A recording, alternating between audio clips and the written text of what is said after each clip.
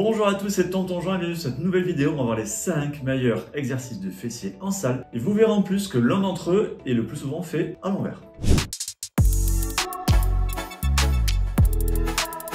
Dans cette vidéo, on va voir principalement des exos de base, tout simplement parce que ce sont les plus efficaces. Il y a quelques années, quand on parlait fessiers, quand on parlait jambes en général, on parlait pratiquement que du squat. Mais c'est vrai que ça a beaucoup évolué ces derniers temps, notamment via la démocratisation de la muscu et beaucoup de femmes aussi qui sont arrivées en salle de sport. Et donc c'est vrai que le squat, qui était vraiment l'exercice roi il y a encore quelques années, a maintenant passé la main à plein d'exercices qui sont bien plus intéressants pour mieux cibler les fessiers. Vous verrez, je pense que vous connaissez certains des exercices, mais il y en a d'autres, je pense que vous les avez jamais vus. Et surtout, si la vidéo vous plaît, pensez à liker, partager, commenter parce que c'est vous qui faites vivre la chaîne. Pensez aussi à vous abonner, activer les notifications, la petite cloche pour ne pas rater mes futures vidéos. Si vous ne savez pas comment gérer votre programme d'entraînement et votre nutrition, nos coachings fitzone.net sont là pour vous aider. Et si vous cherchez les meilleurs compléments alimentaires de France, fabriqués en France et éco-responsables qu'on a conçus avec toute mon équipe, Aquila Nutrition, on est là pour vous aussi. Allez, premier exercice qui est certainement un des plus détestés, les fentes bulgares, qu'on appelle aussi squat bulgare. Alors le squat bulgare, c'est une variante des fentes classiques qui sont déjà un très bon exercice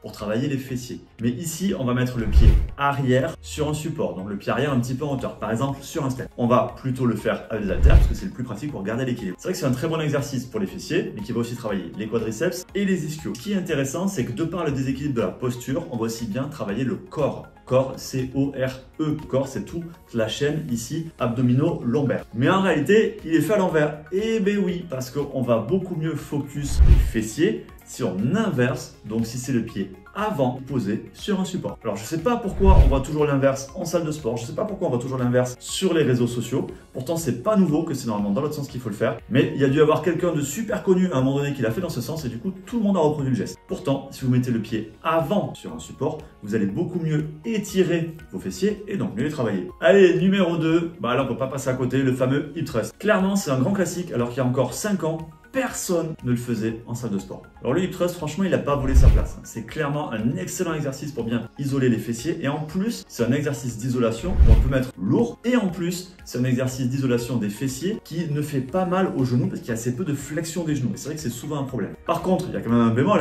forcément, c'est qu'il étire très peu les fessiers. Donc, il ne faut pas l'utiliser tout seul. Après, techniquement, même s'il faut faire attention à la position du cou et du dos, il est quand même pas très complexe à faire.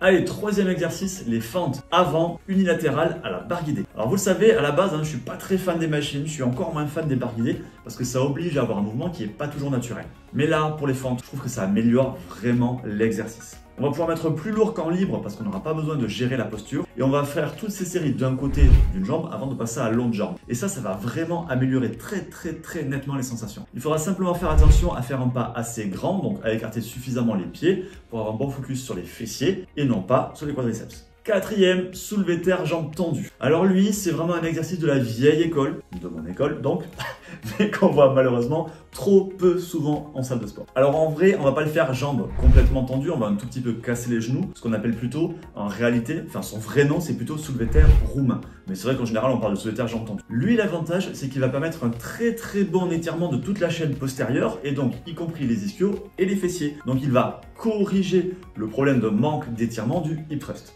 Par contre, il est beaucoup plus dur techniquement et clairement, on va mettre beaucoup plus léger. Donc, ça sera un très bon exercice pour compléter les hip thrusts. À faire dans la même séance, sur une séance à part, comme vous voulez. Et cinquième exercice, là aussi on le voit rarement, les fentes arrière. C'est vrai qu'en général, on parle tout le temps de fentes avant, donc on a le pied qui part devant. Fente arrière, c'est l'inverse. Vous êtes comme ça, vous avez un pied qui part en arrière. Et le fait de faire ce mouvement-là, vous verrez, ça va vraiment, là encore, améliorer le travail et les sensations sur les fessiers. Et par rapport à des fentes bulgares ou à des fentes avec le pied avant surélevé, vous verrez, vous pouvez mettre plus lourd. Et voilà, maintenant, tout le monde va pouvoir aller taffer pour avoir un gros boule à la salle. Allez, faites-vous plaisir ou pas, parce que le travail des fessiers, ça fait mal. Et lâchez rien, à plus.